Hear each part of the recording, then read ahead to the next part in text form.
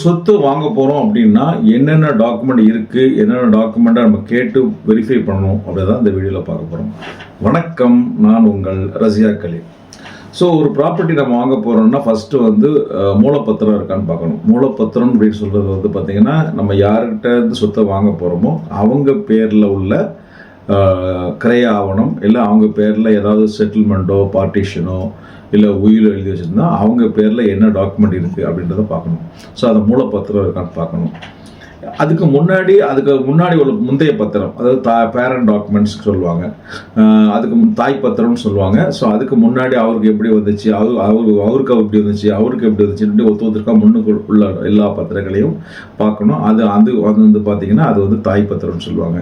இப்போ இது இடையில வந்து யாராவது ஒருத்தர் வாங்கி அவர் இறந்து அவருக்கோட வாரிசுகள் சொத்தை விற்கிறாங்கன்னா அப்போ யார் இறந்தாங்க, இறந்தவங்களுடைய டெத் சர்டிஃபிகேட்டு, இறந்தவங்களுடைய வாரிசு சர்டிஃபிகேட்டும் பார்க்கணும். சப்போஸ் நமக்கு நம்ம விற்கிற ஒருத்தர் சொல்கிறது இது எங்கள் அப்பா சொத்து, நான் வந்து விற்கிறேன் அப்படின்னா அப்போ விற்கிறவர் இப்போ உங்கள் அப்பாவுடைய டெத் சர்டிஃபிகேட் கொடுங்க, உங்கள் அப்பாவுக்கு வாரிசு சர்டிஃபிகேட் என்னன்றதை கொடுங்க, அதை எல்லாத்தையும் பார்க்கணும். அதுக்கப்புறம் நம்ம பார்க்க வேண்டியது பட்டா. ஒவ்வொரு ப்ராப்பர்ட்டியும் கவர்மெண்டால் கொடுக்கக்கூடிய ஒரு அங்கீகாரம் தான் பட்டா சிட்டா அடங்கல்மாங்க. ஹவுஸ் ப்ராப்பர்ட்டியை பொறுத்த வரைக்கும் கமர்ஷியல் ப்ராப்பர்ட்டிக்கு பட்டா இருக்கான்னு பார்க்கணும். விவசாய நிலமாக இருந்ததுன்னா அவள் சிட்டா அடங்கலும் இருக்கான்னு பார்க்கணும். அது யார் பேரில் இருக்குது, அதில் எவ்வளோ மெஷர்மெண்ட் போட்டிருக்குன்றதையும் பார்க்கணும்.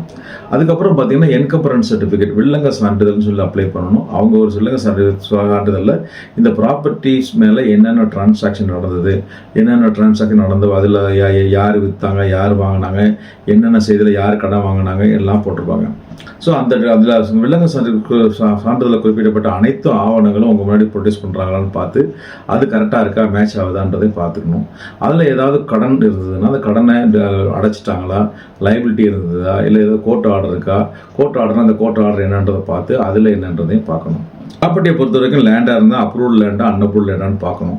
ஸோ லே அவுட்டை வந்து ப்ராப்பர்ட்டியாக கவர்மெண்ட்டுக்கு அப்ரூவல் வாங்கியிருக்காங்களான்னு அந்த கவர்மெண்ட் அப்ரூவல் காப்பியை, அந்த அப்ரூவல் லே அவுட் காப்பியை வாங்கி பார்க்கணும். ஒரு பில்டிங்காக இருந்தது, ஒரு ஃப்ளாட்டாக இருந்ததுன்னா அந்த பில்டிங்கோட பிளான், அது என்ன பிளான் அப்படின்றத பார்க்கணும். அதனுடைய கவர்மெண்ட் அப்ரூவல் ப்ராப்பராக இருக்கான்னு பார்க்கணும்.